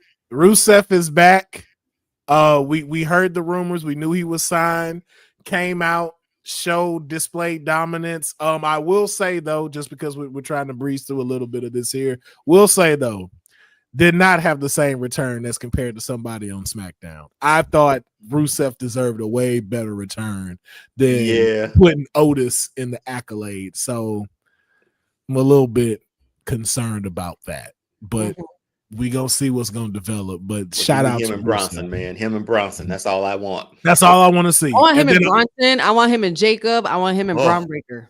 And Braun Breaker, yes. And then we also found out that his wife, CJ Perry, aka Lana, has also signed a Legends deal with WWE. Oh, they back. Yeah, Legends deal for Lana. Legends deal for Lana. Okay, so Legend, come on, Lana. Good for you, so girl. we might see the Rusev Day return. Not sure, but we're glad to have Rusev back. Also, the Intercontinental title was on the line. Dirty Dom versus Penta. I want this match to be run back at a bigger. Yeah. We need this. I need this at Backlash ASAP. It's so phenomenal match. You know, Dirty Dom still reigning as the Intercontinental Champion. And JD McDonough returned. JD McDonough returning, just also implicating that Finn is going to get kicked out of Judgment Day, which would be hilarious. But this right here, we had the participants of the triple threat match all here at the end of Raw. Seth Rollins, CM Punk, Roman Reigns. And this is the image that needs to really tell the whole story. Now, we already saw CM Punk laid out, Roman laid out, Seth Rollins with Paul Heyman. But now, my poor tribal chief, Braun Breaker has joined this dangerous alliance. So, I know we can't get into too much because I really want to get us to SmackDown. Before Honey has to go. But just your quick thoughts, Deonne, on what we saw at the end of Raw. Absolutely love this. It makes perfect sense. Obviously, Braun Breaker won't be anywhere close to the Intercontinental. Probably won't be close to the Intercontinental title anymore. So we get a good run with Dirty Dom. I'm looking at that. But a team up of Seth, Heyman, Breaker, and maybe some more people to be added to this sort of dangerous alliance. I would love to see this. It's a story that I didn't think I'd get from what's happened recently. Bloodline all the way to this. This just keeps going. Roman and Seth are tied together for eternity. They will be together for forever. They're Cena Orton. Like they're that close to each other. Yeah. I love this, man. And just the possibilities. It makes me look forward to what might happen on Raw the next coming weeks. Who might join? Is there a third person? Is there a fourth person? What's going to happen with CM Punk and Roman? Are they going to have to team up and do this? Because they've been knocked out a lot in the last month, courtesy of Seth Rollins. And now you got Braun Breaker, the muscle with him. Man, love it. Honey, your thoughts? I think that the future is in good hands. The future of wrestling is in very good hands. And as a Hall of Famer who wasn't a Hall of Famer when he said this, once said, like everything around you and in the world, we adapt and we evolve. We are looking at another evolution right in front of our eyes. We are ushering in new talent mixed with old school in Paul Heyman and being able to manage that and possibly coming up with another faction yet again or another Paul Heyman guy group. And I'm so here for it. I do love it. I do. Again, my heart breaks for my tribal chief, but Braun Breaker genuinely surprised me. genuinely surprised me. And once I saw the spear, I'm like, no, y'all didn't. No, y'all didn't. And you know what? I love it. I do love every single bit of it. The first person in a hoodie not to help Roman. Like, right. That's why. Right. That is also a very good point. All that black. Yeah. I'll only leave with this one thing for them. Do not be surprised. I'm just going to call them the Dangerous Alliance for right now, but don't be surprised when the draft comes, that group is free agents to go wherever they want. Oh yeah. Oh just to wreak havoc. I just want to keep that in mind. I don't think they'll be signed officially to anyone. And you're gonna see them collecting belts. They're just signed to Paul. That's it. Yeah, that's it.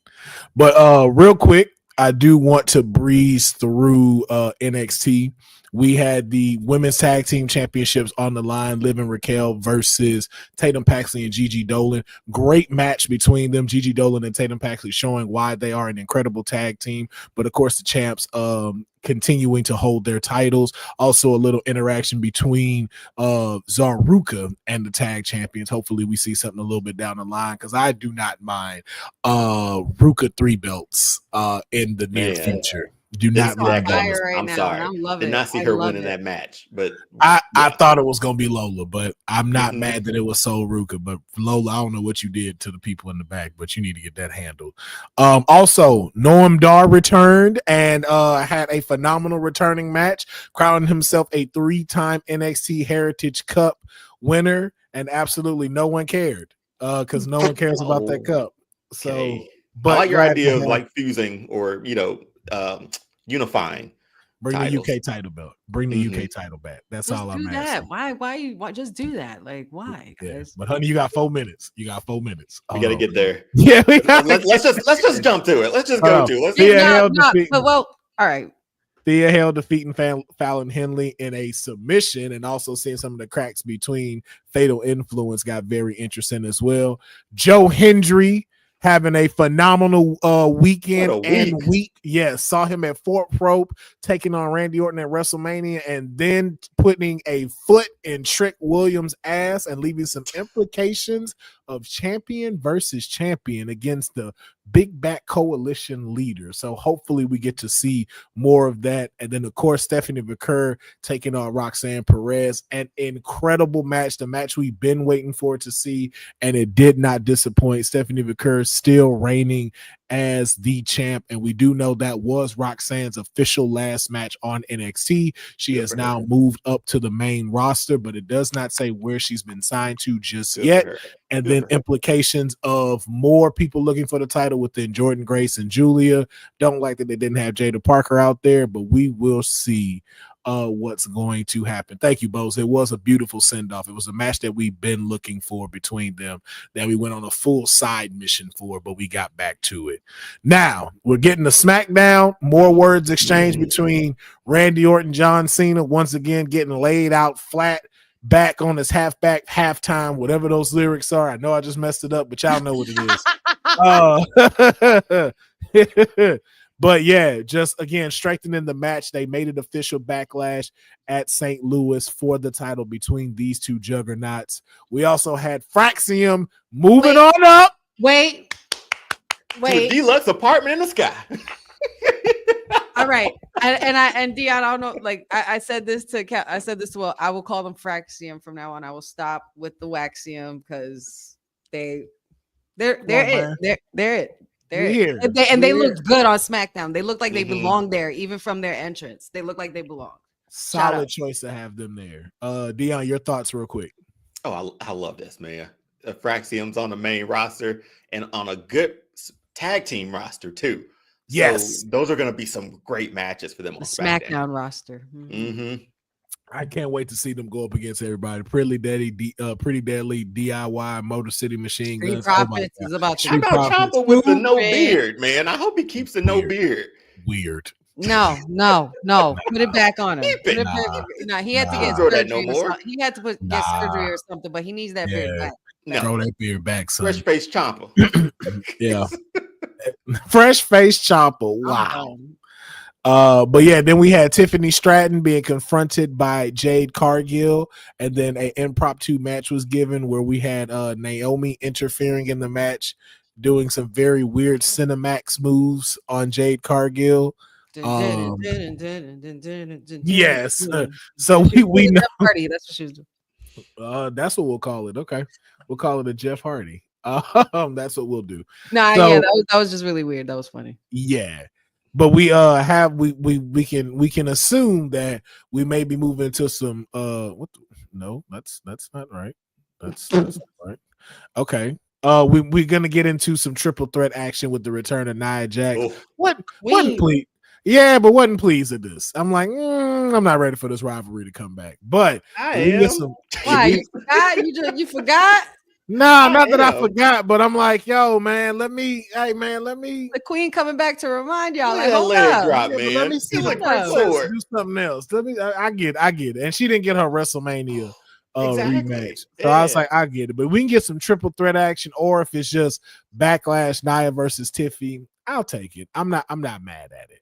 And then of course, something I wanted to like just really talk about that I'm loving is I'm loving how they have set this up for SmackDown, where John Cena is here with the title, and we're only going to have one person focus on this for right now, and how you've got all of these other people giving such importance to the U.S. title, because to have Drew there, to have Damian there, LA Knight, and all of these people want to go up to Jacob. You have brought prestige back to the U.S. title. You have made this thing matter. America's Most Wanted. I want him to stick with that though, but yeah.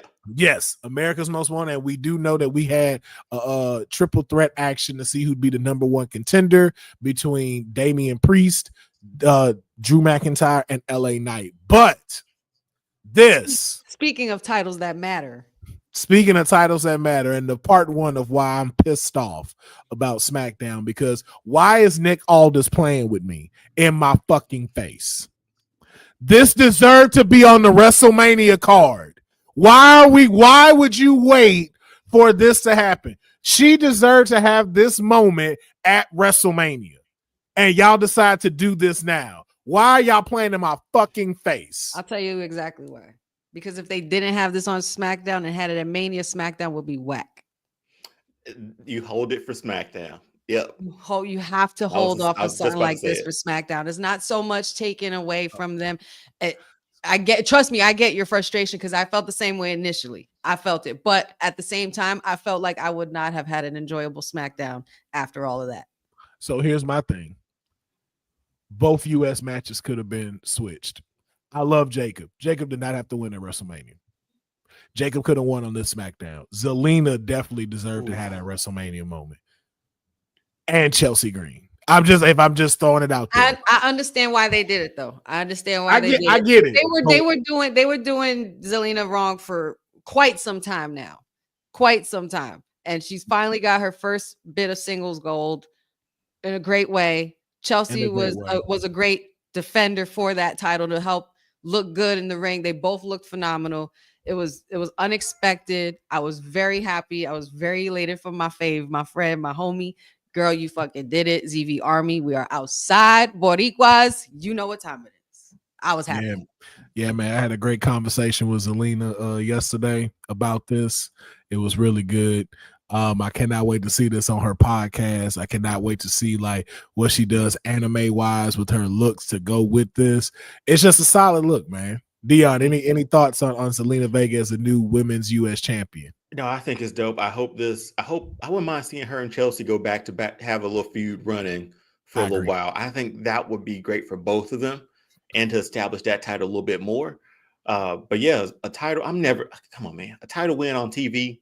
I ain't gonna knock that ever. Like, I love a title win on TV, man. A title change.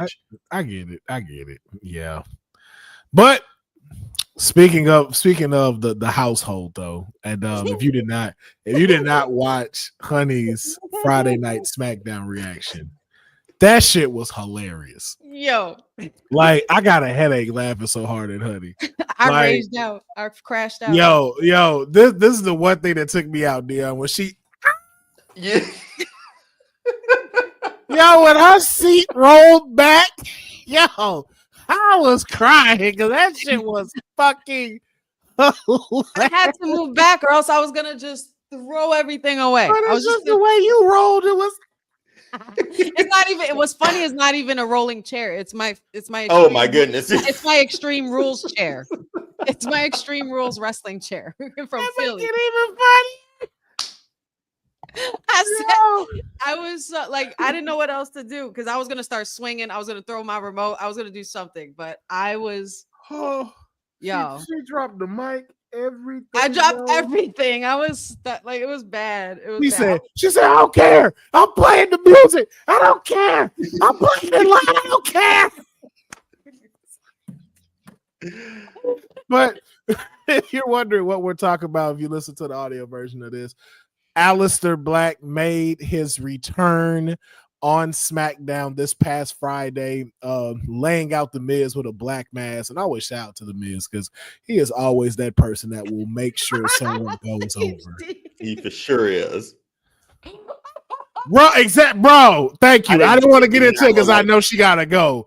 But the fact of like how to like, because if you on that, yeah, if you've seen this, if you've seen the footage, you can go on Instagram and go watch it as well. But yo, you'd swear she's in a rolling chair.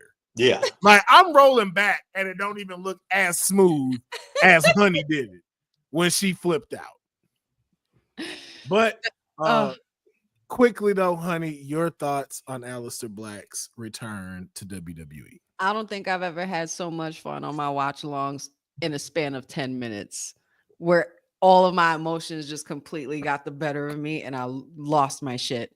Within 10 minutes of each other, Zelina Vega won a title and her husband debuted, and he's back home where he belongs, rightfully so. Great debut. He looks phenomenal. Can't wait to see how far they go with him. Like, bro, roll out the black carpet for my guy. This is my future champ right here. And I'm telling y'all now, okay? Right now. That's the future champ right there. That's my future champ. I don't care what y'all say. But Miz, you did an excellent job because you do what you always do. That's that Miz effect that Councilman you brought up a couple months ago, that you can't do no wrong when Miz is involved. He always helps to usher in somebody either returning, or you need somebody to team up with. You need somebody to turn heel. You need a heel for a big baby face. You need a red carpet. You need a highlight reel show, whatever, Miz TV. You got it. And Miz did his part. And of course, wearing all white, Miz, you wasn't fooling nobody. But at first, I really thought it was going to be Uncle Howdy. I thought it was going to be Uncle Howdy because the lights went out and I thought I was going to hear the piano note. I'm like, oh, okay. You finally caught up to the Miz because we still haven't kind of continued from that. But that guitar note was everything I needed to hear. Glad they brought back his original music, the original entrance, the floating up. Everything's still the same, like we never touched it. 5 fucking years, okay? Thank you so much. Wow, it's been that long. Welcome back, Aleister Black. Oof. Welcome fucking back. Fuck you, Tony Khan. Tony definitely fumbled. Also, too, just even though it's not about him, why didn't Rusev get his old music? Yeah, I didn't feel I was like, yo, if I'd have heard that, Rusev, I'd have flipped my shit. I was like, the symphony. I was like, what the fuck is this? You're right. You're right. That took away from it. That was like, it could have been way more impactful if you dropped that old track. Thank God you had the shot of the LED screen for it to say Rusev. Otherwise, I'd have been like, who is this? Like I was like, okay, but like, yo, Aleister Black's, and then of course, Bo's had a question for Honey. Your thoughts on the doctor's order of Adam Pearce and Nick Aldis taking the reins of Monday Night Raw? They wanted to get your thoughts on that. 2 words: good luck. I would just not do anything. Like, I'm here to babysit. Y'all do whatever y'all want to do. Parents' way. Yeah, but shout out to Aleister Black and his return, man. I can't wait to see what he does, especially with the way, again, they're building the U.S. title division and how they're setting the stuff up. It's looking a lot better. And then, of course, Jacob Fatu. I don't even remember who won this match. This is all I remember. It is, and I feel like this is going to be the picture for the next couple of months. For sure. And I definitely think we're going to get a Jacob versus Solo match very soon for this title as well. For sure. And I'm looking forward to it. But this right here, Why are they playing in my fucking face? Because it would have been whack. No. You could have replaced AJ and Logan with this match. You know what? Not mad about that. I love AJ. Okay. I'm always down to not see Logan Paul, so that's fine with me. Yo, Ciampa and Angelo going through the table at Mania? That'd have got that crowd on their feet. The 31st TLC match, and we don't have that in Vegas. Really? 31st TLC match, and we don't have it at Mania. And by far, and look, I've been campaigning for a TLC match somewhere on one of these shows. Not only do you give it to us, but it's after, like, I don't care what no one says. The Street Profits deserved way better. I get it. I'm glad it was the main event. I'm glad y'all are displaying the tag team champions. But to Triple H point, this is where I will argue you on that. This should have been on the WrestleMania card. It made me feel like y'all was in the back. All right, that's enough blacks on the card. Damn it. I gave y'all enough of them, okay? Gave you plenty of them. All right. You got Jade and Bianca. You got Jade, you got Naomi, you got Bianca. Damn it. What more do you want from us? All right. I made Carmelo Hayes win the Andre the Battle Royal. What more do you want? Will, that's gotta be like a tough position to be in if you got your match slots for wrestle. I'm not giving them an excuse or anything. I'm just saying that's a tough job to be in. Mm-hmm. I'm picking the card for WrestleMania night 1 and 2. And I know that he knows this was worthy. I'm sure he does. In the United States, I'm sure he knows that. But what gets on the card, and then what do I use to help the week after, or what do I use to? That's a tough position to be in, man. That's a tough job. And I get it, but there's matches where it's like, okay, the women's tag team title match. So we got that instead of this. That could have been that. It's in hindsight, though. It's Monday morning quarterbacking. We're looking at it like, yeah, that could have gotten off the card. But at the time, you're like, okay, this. You are in it because we talked about it. At no point at any time were we acceptable about that particular match. Okay, we have been talking about that. And again, I'm going tag for tag because again, even with what happened. All of that could have been for the women's tag team titles. That could have been Monday after Mania. Becky Lynch returns, wins the titles. This upcoming Raw tomorrow. That's where the backlash happens. Or she could have came back on Monday, lost, have Liv and Raquel retain, and then she turns heel. Either way, but instead we get. But again, I get where you're coming from. I do understand your point, but I still say the Street Profits deserve to have been on that WrestleMania card, especially all of the tag teams, not even just Street Profits. All of these tag teams should have been on here. But this was an incredible finisher to SmackDown. This has been a while since I found a really dope, since I seen a really dope finisher like that for SmackDown in a while. Yeah. As far as like a match. No, yeah. Out of the 3 after Mania and Stand and Deliver, SmackDown definitely won this match. They closed it out. They closed it out for sure. They did. Hell of a 2-week run. Yeah. Hell of a 2-week run. I know they all tired as fuck. We tired and we ain't even getting. We tired. We're not even in the matches. So I know they exhausted, but shout out to every single person within this WrestleMania week. Even from the stuff that we didn't talk about, not just WWE, but all the events that happened, like from Fourth Rope to Ashe Wrestling to ACW, to GCW, to TNA, to all of the people who were in the ring, all the folks who weren't in the ring and had to work this stuff outside, to the viewers, to everyone. Despite what anyone may think, despite what you may feel about the WrestleMania, if you want to call it mid, that's fine. It's your opinion. But I do have to say, from Friday of last week to this Sunday, if you don't think we didn't have the greatest time of our lives as a wrestling fan, then I don't know why you're watching this product, and I don't know why you're a part of it, because everything for us as a fan was incredible. Now go ahead. No, I concur. And I was gonna have a clip for that, but I'll wait for you to finish. Oh no, that was really it. That was really okay. it. You can play the clip. Because if you know, whether you loved it, whether you hate it, damn it, you will respect it. Off is the direction you can fuck. and on top of that, just a huge thank you too, man. Like as a fan in 2025, to be able to consume this type of wrestling, be able to talk to y'all about it as well too, and just appreciate it, man. Yes, there's some good, yes, there's some bad, but at the end of the day, I never thought it would be this. Yeah. And living in this timeline with Randy Orton and Cena doing it one more time. I'm sorry, man. Call me naive, call me whatever. I love where we are. I love what's happening. I love wrestling. I watch it with a smile on my face every week. Likewise.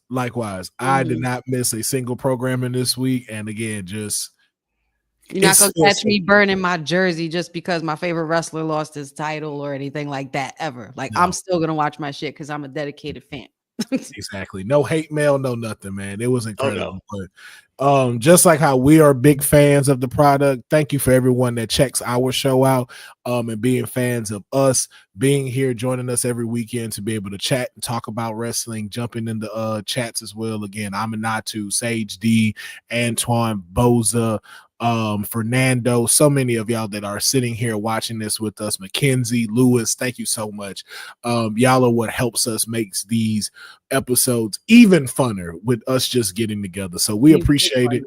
I'm tired, man. I'm hungover. It's a WrestleMania hangover. That's why the shades are on. But we got to get Honey out of here because she has to get to work. But join us next week. We will be talking more wrestling news. We'll get into a little more details probably about this past week, just some things that even I got into and stuff like that. But always check back with us each weekend, either Saturday or Sunday, where we are on the Kayfabe Podcast and we are always shooting the ish and keeping it real. Thank y'all, and we shall catch y'all next time. Peace.